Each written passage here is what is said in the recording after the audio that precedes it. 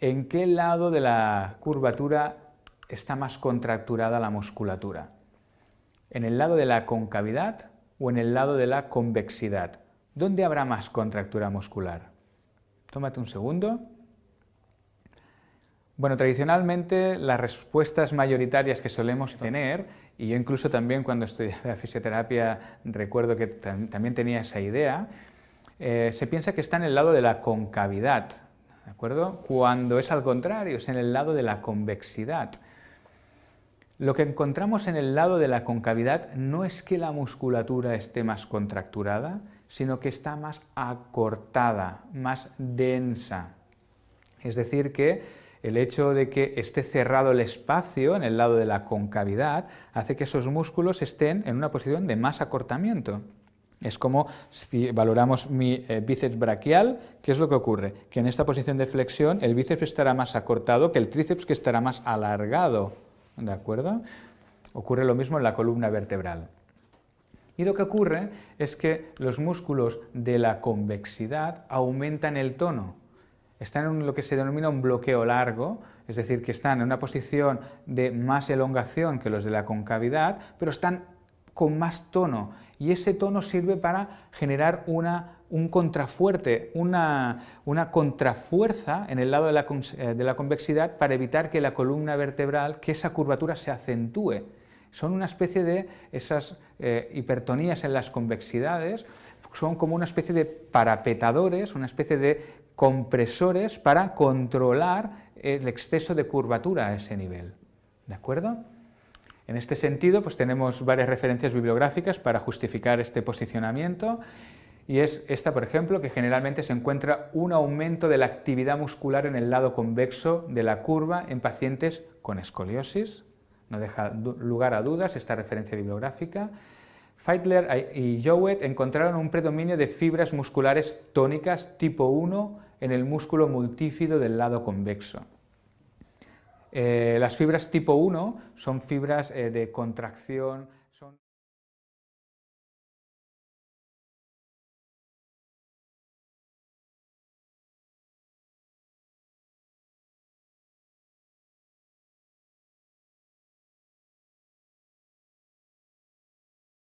Entonces, después de haber visto unas posturas de pie y con la silla, pues vamos a hacer una postura sentada, que es Parivrtta Janujirshasana. Entonces, primero lo que vamos a hacer es colocar los isquiones, tal como hemos visto en la clase de los isquiones. Colocamos los isquiones en el borde anterior de la manta, es como que cogen solamente este espacio, ¿vale? Y ver si tenemos una buena anteversión, es decir, esto es la base de la postura. Si tenemos un alumno que ya se puede ver la apófisis espinosas y está con una flexión, una retroversión, esta postura o las posturas sentadas no son para él, ¿vale? Realmente tendríamos que encontrar otras soluciones para hacer inclinaciones, como por ejemplo de pie o en una silla, o sentados en una silla, pero no sobre el suelo. No podemos perjudicar la salud de los discos intervertebrales para hacer una inclinación, es un precio demasiado elevado. Entonces, podemos colocar vuestro pie derecho, así debajo de la silla, eso es. Separamos las dos piernas hasta donde estemos cómodas. Inhalamos y alargamos la columna. Eso es la base, anteversión y longitud de columna. Ahora lo que vamos a hacer es, tal como hicimos con Trikonasana, vamos simplemente a hacer una flexión. Vamos a tocar vuestra cadera derecha, ¿vale? Colocamos la palma de la mano de esta manera para realmente sentir la flexión, para que la flexión se inicie desde las caderas y no desde las lumbares o la columna, ¿vale? Buscamos realmente la flexión de cadera aquí y volvemos. Entonces no es tanto columna, es como si toda la columna, es como si toda la columna va como en un bloque, ¿vale? Y es solamente a partir de la cadera. Eso es.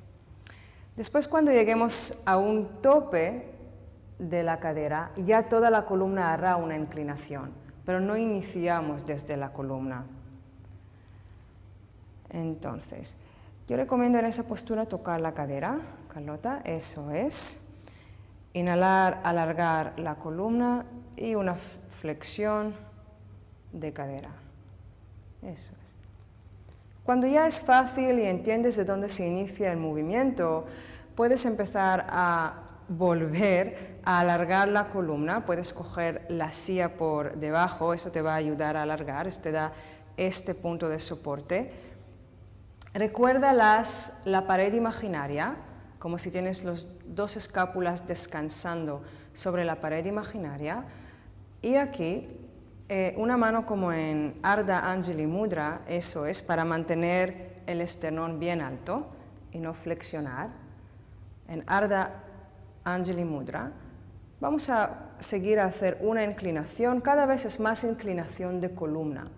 Hemos iniciado el movimiento a partir de una flexión de cadera y cada vez es más inclinación de columna, hasta que llegas a descansar la cabeza sobre la silla. Tienes que ajustar la silla, es mejor acercar la silla que acercarte tú mismo, tu cuerpo a la silla. ¿Vale? Es más fácil mover la silla.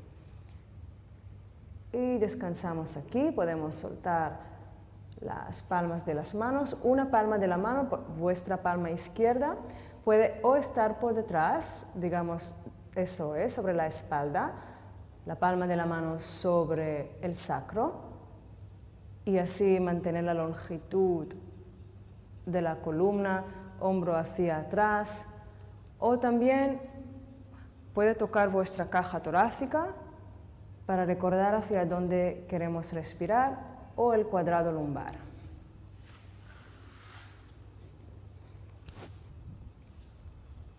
Eso es. En algunos alumnos igual necesitaremos poner 2 mantas debajo de la cabeza.